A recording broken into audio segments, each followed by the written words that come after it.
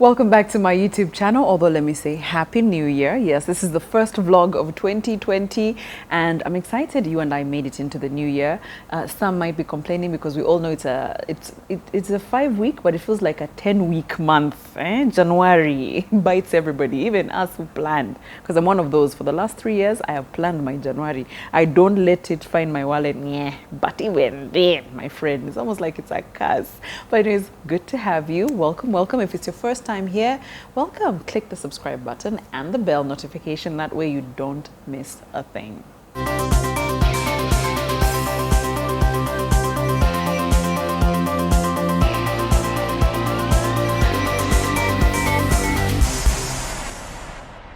So today is the 7th, and in a few days it will be 1 year of marriage for me and my husband.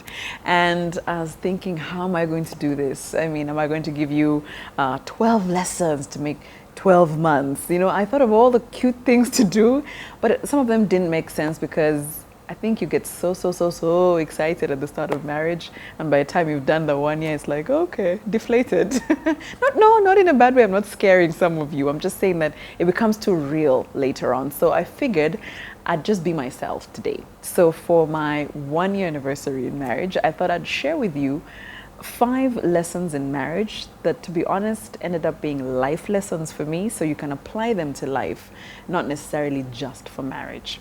And the first lesson is that just like in life, in marriage, there are no guarantees. Yeah, so if you are like me, a perfectionist, a planner, you're the type of girl who likes to plan to the T.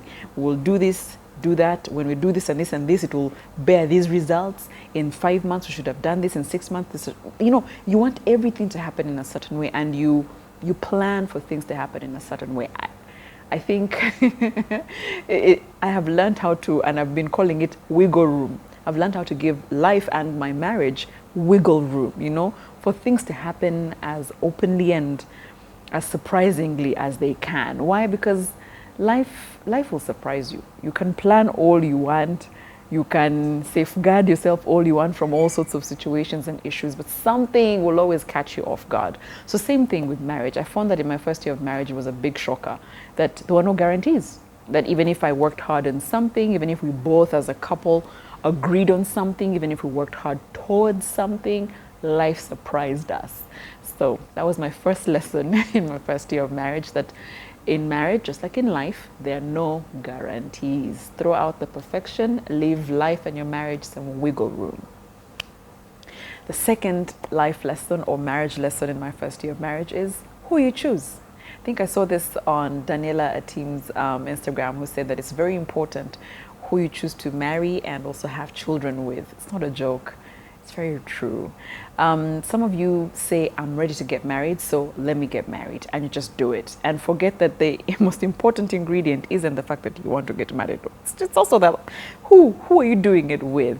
Why? Because this is the person you're going to have to work through stuff with. This is the person you're going to have to build a life with. This is the person you're going to have to see their vulnerabilities. They're going to see your vulnerabilities. So it matters. It matters what kind of person you've chosen for your lifelong journey. It matters who you've chosen to become parents with. Yeah? You don't share the same values at all in life. In fact, I was talking to somebody who's been in marriage for about 14, 15 years, and they said they would have regretted so much if they didn't have or share some of the same values in their marriage. So same thing. I mean, the biggest lesson is, who do you choose to get married to?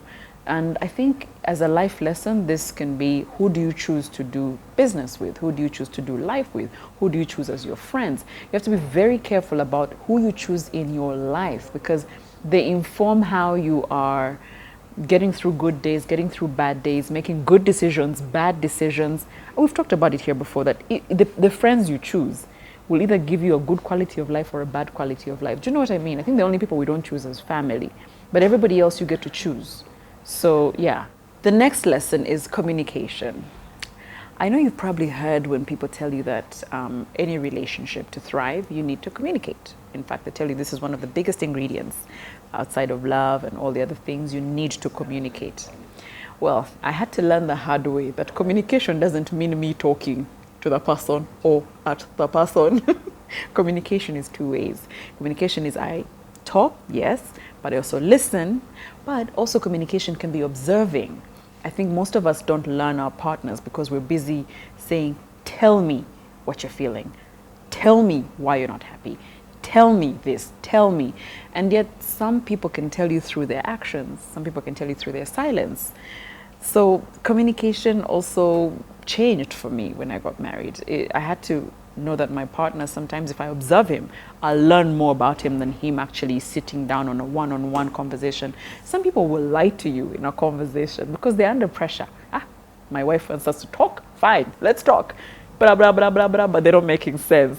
So I've learned that communication looks different. So just like in life, I'll apply it. I'll apply that lesson that marriage has taught me to, even in the workspace, especially in the workplace. I've always assumed me, if I come do my thing and I do my work right, I can get out because everybody has understood me. Not necessarily. You have to communicate differently in different ways. And sometimes you're being rude or quiet or subtle is also communicating.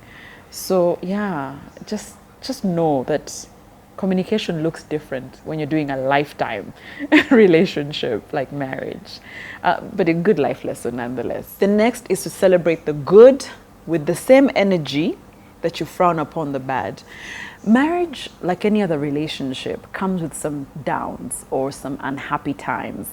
And what happens is that you are quick to be so sad, to pray all the prayers, to call for counseling, to ask for help from every friend. Oh my God, me and my husband are not working out, and this, he's the worst, or she's the worst. You're quick to reach conclusions.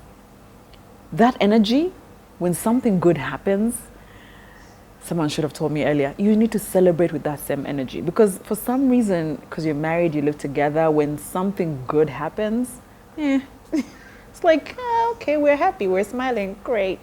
When something slightly bad happens, it's like, you inflate it and it becomes such a big deal. It's almost like, I don't know how marriage can be done like this and stuff like that. So I had to learn that, no, if you can keep the same energy when you frown upon situations, when your husband does something nice for you, when he does something without you telling him, when he responds in a kind way, when he does something for others that is sweet, when he's respectful just celebrate the good moments. And you'll find, by the way, that there are more good moments than the bad ones. It's just that I think it's embedded in us to not celebrate the good things, to not see the good things in our partners. You will put a zoom in on the bad things and never the good things. And you've seen couples who tell you stories about each other, and when you hear one person's side of the story, you're like, that's the worst guy in the world. That guy's not nice to you. But when you hear the other person's side of the story, you're like, wait, you're trying your best. The other person just can't see it. It's because we just generally as humans haven't learned how to celebrate the good in each other as much as we, frown upon the bad situations. So that was a big lesson for me in my first year of marriage. And the final one, I probably should have started with this one because it was probably the toughest lesson in my first year of marriage. Acceptance. Guys, let me be honest. First, let me talk about me. I had to accept myself, okay? And by accepting yourself, not like a picture perfect thing that you say, I'm going to be this kind of wife, I'm going to be this kind of friend, I'm going to be, my husband will find that I'm awesome, I'm perfect in all of it. Please. I had to accept that sometimes I'll make mistakes. I had to accept that I wasn't all good and all perfect. Why? Because if I sat down with my husband and said, but you did this, you did that. And actually one day my husband said, but madam, for you think you're perfect. I was like, yes. Because generally we don't accept that we could do wrong. We don't accept that our perspective of an issue isn't right.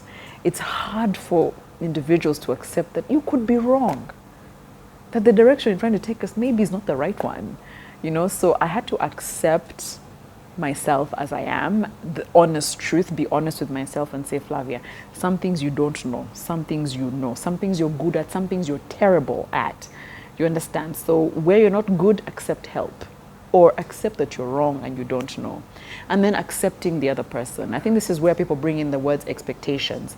You have to accept your partner, not try to mold them and tweak them and add this, delete that. It's not like a puzzle where you're No, just accept them as they are. If you've gotten to walking down the aisle together, that's what you got. Take it. Okay, and I'm not saying that you won't grow. You'll grow and you'll change your ways, both of you. But I'm saying if you don't start by accepting your partner, all you're going to be doing is control, alt, delete at every point of his character or his personality or her personality. So I learned how to accept my husband as he is, which surprised me because then I ended up seeing things I hadn't seen before when I was fighting maybe his personality in different ways. I said, oh, okay, you're actually fantastic. Instead of complaining, maybe, oh, Flavia, you're always snaring at people. Maybe he says, oh, okay, you're an introvert. You actually don't necessarily like crowds. You know, so you start to see things differently. Or you, instead of telling somebody, you're always talking to people, you start, oh, my husband is a people person. And I like that he knows how to communicate with people. So you start to change because now you've accepted the person and their traits, good or bad. So yeah, those were my 5 lessons. Thank you so much for being part of this vlog. I can say Happy New Year till March, so Happy New Year.